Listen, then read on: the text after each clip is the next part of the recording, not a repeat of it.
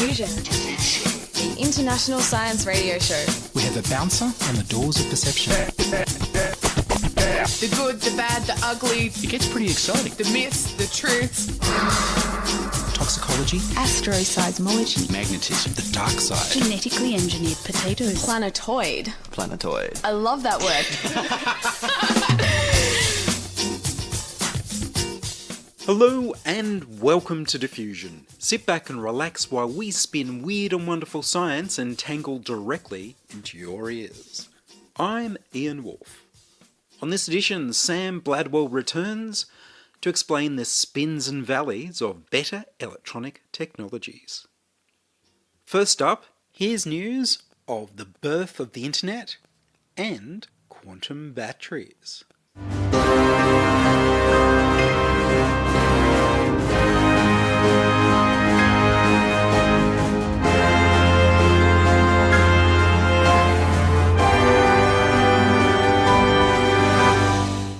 Happy birthday, Internet!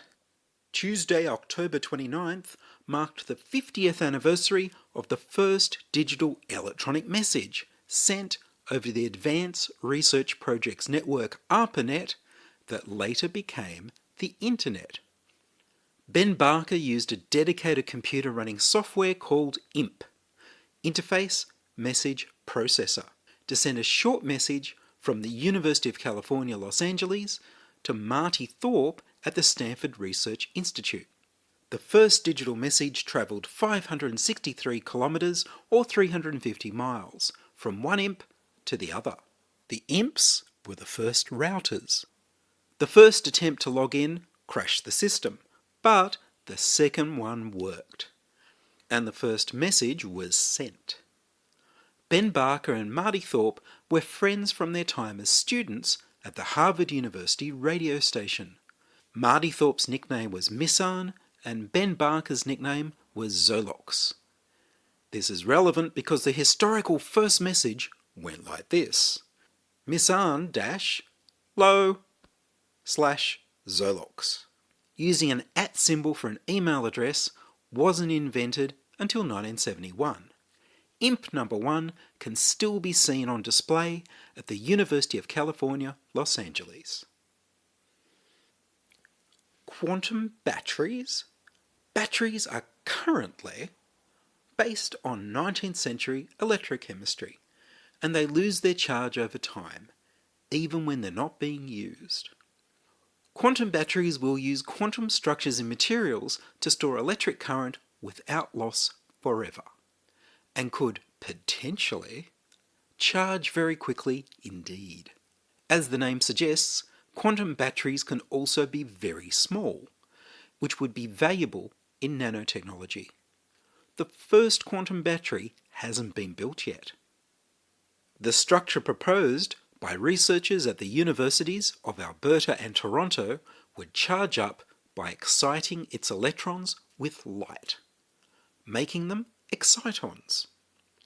Symmetry in the structure of the storage material allows it to store the excited electrons in a dark state, which stops them from leaking into the environment. Temporarily breaking the symmetry of the structure in a controlled way allows you to discharge the battery and use it to provide a current. Entanglement is when several quantum systems are described by the same wave equation as if they were just one system, no matter how far apart they actually are. Whatever happens to one of the systems happens to all the entangled systems at the same time. Here's Harper from the old sci-fi show Andromeda. See, let's say we got two particles, okay? We'll call them Mona and Lisa. And when they hang out, eventually they get to be like twins. And no matter how far apart the twins travel, what's true for one is always true for the other. You got a question about Mona? Just ask Lisa. She'll tell you anything you want to know. Quantum entanglement. If the electrons are all excited by light at the same time in the same optical cavity in the battery, then as well as being charged up, they become entangled, so they can all charge up at once. Many quantum batteries can be linked together using quantum entanglement, which allows them to charge more efficiently. The more quantum batteries you entangle, the faster they charge. mobile phone-sized quantum batteries would charge in less than a second. The challenge is that quantum entanglement is fragile.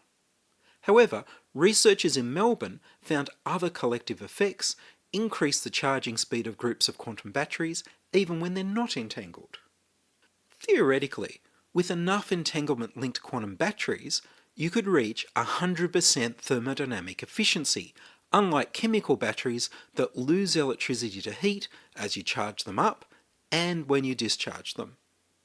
Other researchers in the field are exploring these symmetrical structures for controlling quantum bits for solid-state quantum computers.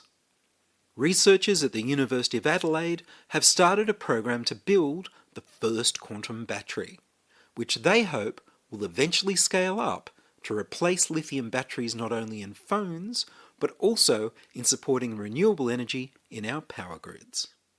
The paper, Loss-Free Excitonic Quantum Battery, was published in the Journal of Physical Chemistry C.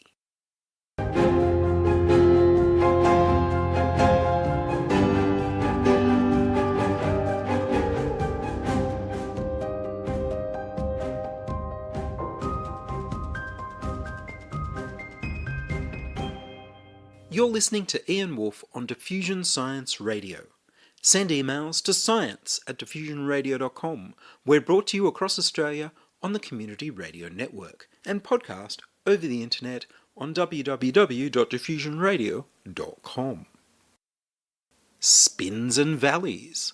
Sam Bladwell is a theoretical physicist at the University of New South Wales where he studies condensed matter theory in the Fleet group. Fresh from an international flight and still very jet-lagged, I began by asking him, now that you've explained the need for the work of Fleet and the need for future low-energy electronics, what are you working on personally? So, as I mentioned before, I work on Spintronics, and primarily I concern myself with spin-orbit interactions, which is kind of one of the major thrusts in Spintronics research.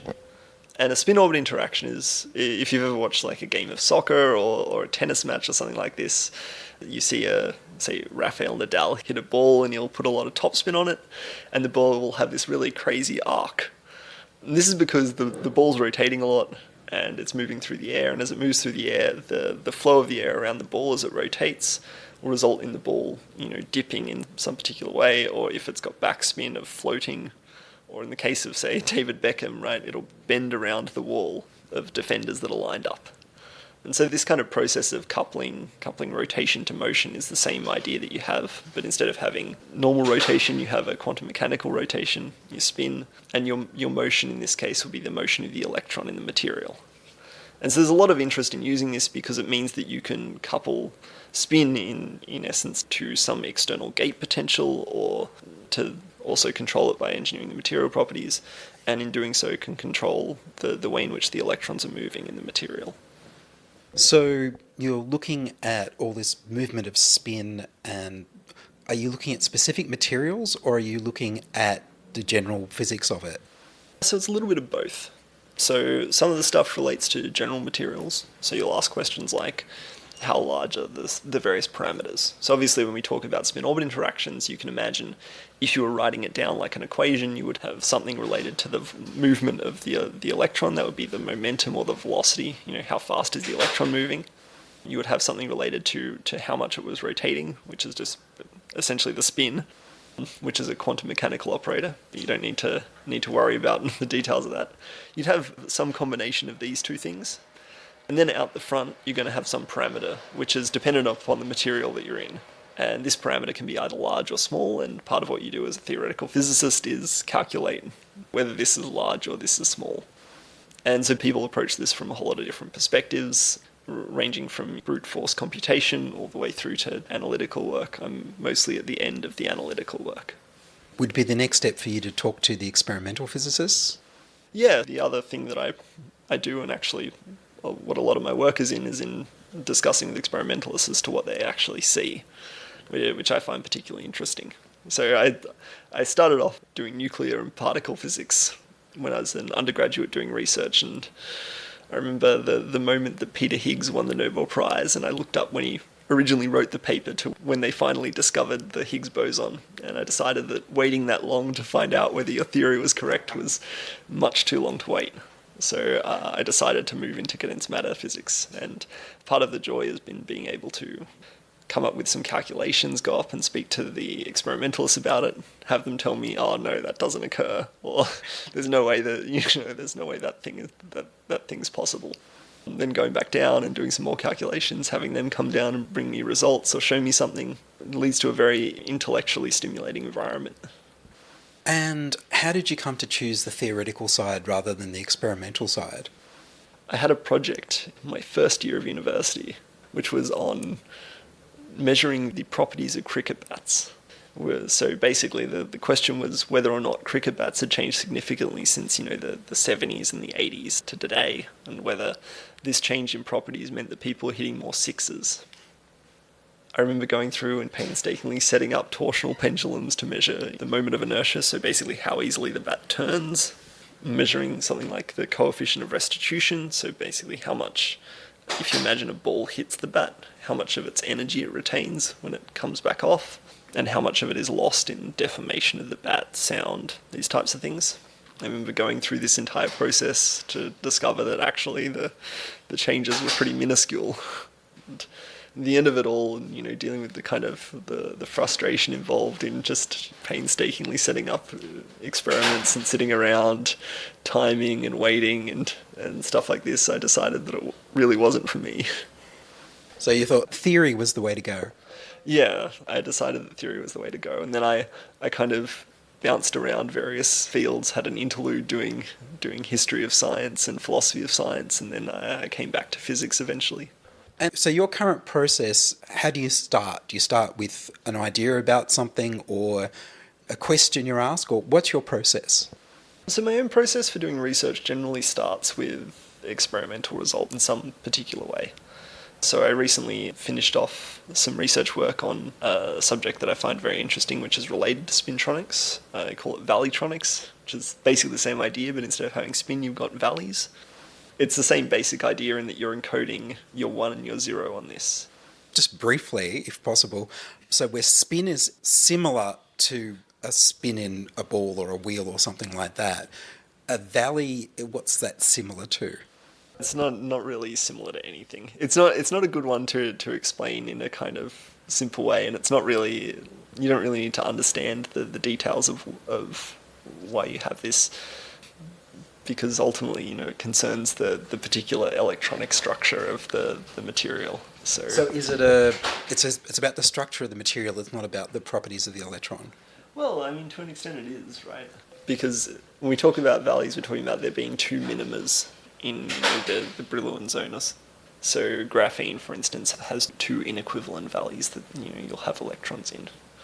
So my process normally starts with experimental results. So I'll see some publication that has some interesting experimental results, or the experimentalists will show me something that's interesting, and that's normally the starting point. And then from there I'll say, what could I do with this? Which is one question that I really like to ask.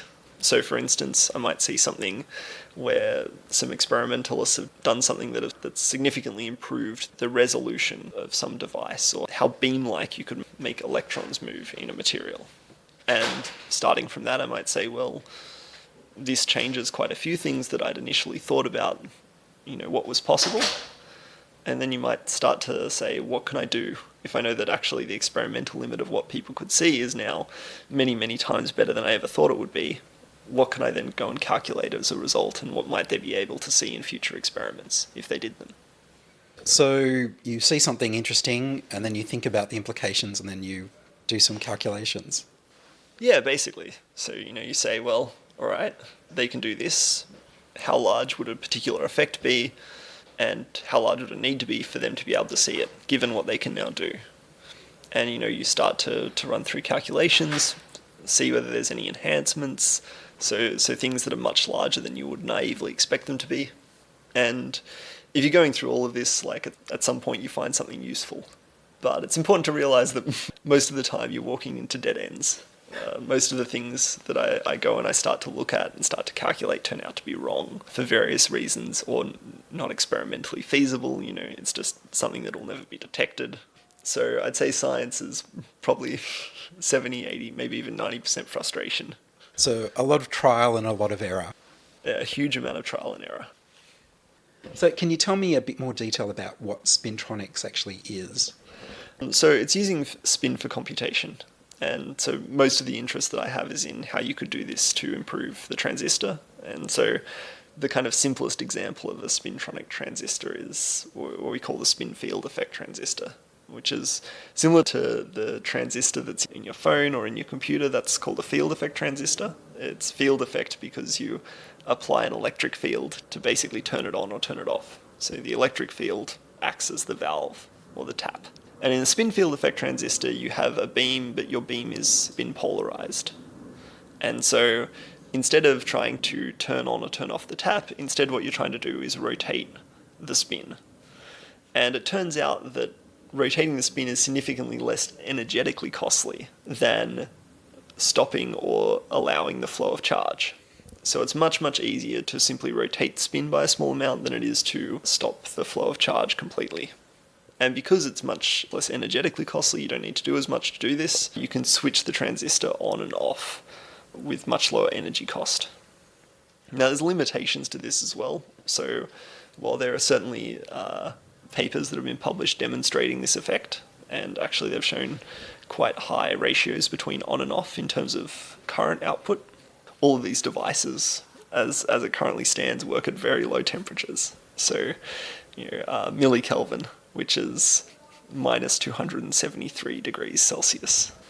Liquid helium temperatures. Exactly, liquid helium temperatures. So these devices are certainly a long way off, but this is like the main interest that I have. And so I've done a lot of work on how you can generate a spin polarized beam to begin with, which is one of the big questions. Particularly how you could do this in a way that doesn't require anything beyond just a semiconductor. And so my recent work has been concerned with how you could do this just using a semiconductor and just using a large spin-orbit interaction. Right, so you're trying to build a better transistor, working on the spin interactions, and the fact that in some materials you can make things only go one way if it's got a spin and not at all if it's got the other spin, up or down. And because we were talking before about the fact that you've got some materials where they only go in one direction or the other. Yeah. So for what we call a quantum spin Hall effect or quantum anomalous Hall effect or any of these type of things where you have this edge channel forming, you wouldn't build a spintronic transistor like the one I've described. What I've described typically only requires a large spin-orbit interaction. For these types of systems, you do something slightly different. So there are actually people that work on this as well, but it's the idea here is to change the topological state, which is a really interesting idea in that you have some gate or something to change the device from having this edge state to not having this edge state. And this is an incredibly robust way of encoding your 1 and your 0, right? Either there's electrons flowing around the edge or there's no electrons flowing around the edge. And if you can tune between the two and switch it on and off using this, then it's an extremely promising way of designing a new type of transistor. And there's certainly people working on this as well. It sounds like there's a lot of lead time, a lot of work before you can get close to designing a practical device. What sort of time period are you looking at? Well, I mean, I'm not the one designing the devices, right? As a theoretician, everything always works perfectly, so except my code. But it depends. To go from, say, a laboratory all the way through to industrial manufacturing, I'm not actually sure how long that takes. That can be, like, my guess is it depends on how easily the various materials fit into things, how easily it's miniaturized or goes into mass production. A lot of those things are questions that would be answered by process engineers and stuff like this. So not really sure as to how long it takes. For say, an experimental device here, how long it takes for them to manufacture just an experimental device, it normally takes a few days to a few weeks. But the main thing is the yield of these is quite low.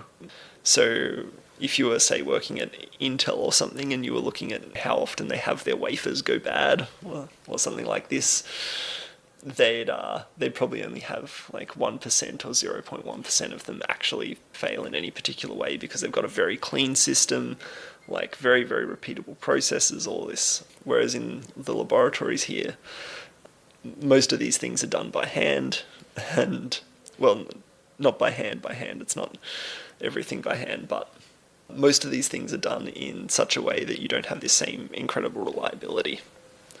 So instead of having, a very, very high yield on these, typically they'll have, an experimentalist will have to make many, many devices before one of them works. So it's funny because most people's idea of theoretical physics would be asking questions about the universe rather than how better to design devices. So it's a very practical form of theoretical physics. Yeah, I think it's important to realise just how broad theoretical physics is. One of the main reasons why this type of physics is interesting is because you have a kind of playground where you can explore a lot of behaviour that doesn't exist normally. So to come back to the bubble analogy, right? If you wanted to study something that had negative mass, you can't really find just an ordinary particle that has negative mass, right? There's nothing that we see in our everyday world that floats upwards, right? Everything has a positive gravitational charge and it moves towards other things with positive gravitational charges, at least as far as we know. But if you were to look at, say, the behaviour of a bubble, you can say, well, the bubble, if I consider it as like a quasi-particle, it does have negative mass, right? It moves upwards. And so similarly for electron systems and Hall systems, because of the interaction with the material and such, when you look at the behaviour of these at low energy, you can see types of behaviour that simply don't exist in nature. So part of the interest in holes, this absence of an electron in the electron sea, part of the interest in this is that they have different spin structures to electrons. And so you can have different spin-orbit interactions, and the symmetry properties can be different. So in the universe in general, we have certain symmetry properties that we see all the time. Like if you imagine you were sitting out in space, just on your own out in space, and you looked around, the universe would look the same in every direction. And so this means that there's a certain symmetry associated with space, which is that you can freely rotate around in any particular direction. You won't notice the fact that you've done so. Now, in a material, this isn't true anymore. And this is part of the reason why electrons in materials can have quite different properties to electrons in free space. So an electron moving in a vacuum. And because of these different properties, there's a lot of things that you can explore that you can't explore in electrons' behaviour in free space or in a vacuum or in a particle accelerator or whatever. So you can have a lot of emergent properties, we call them, which is basically when the combination of interactions with other electrons, with the material around them, etc., those lead to a kind of emergent behaviour which is different to what you would expect based on the individual particles themselves. So this a really simple example, this is in Hall systems, which have this different spin structure. So when I go to write down a spin-orbit interaction for this, and I talk about like the different combinations of spin operators and momentum operators, because of this different spin structure, the combination is actually quite different to what you would write down if you were writing down for an electron in free space. And because it's really different, it's a really interesting thing to study as a theoretical physicist. It's a kind of playground for theoretical physics where you can look at entirely different universes simply by changing the material that you're dealing with. You can have a universe where electrons have spin 3/2, or you can have a universe where all kinds of crazy stuff happens. Well, Sam Bladwell, thank you very much. Thank you. That was Sam Bladwell explaining his research into the spins and valleys of better electronics at the University of New South Wales. Next week, we start a special series of interviews and reports from the Singularity University Australia Summit, starting with Shelley Laslett talking about how to change your own behaviour using neuroscience. And that's all from us this week on Diffusion. Are you a scientist, artist, biohacker or maker who'd like to be interviewed about your work? Would your company like to sponsor Diffusion? Send your contributions, opinions, helpful suggestions and donations to science@diffusionradio.com. That's science@diffusionradio.com. Please like the Diffusion Science Radio page on Facebook and rate the show on iTunes. Tell your friends. Follow me on Twitter @Ian Woolf. The news music was Rhinos Theme by Kevin MacLeod of Incompetech.com.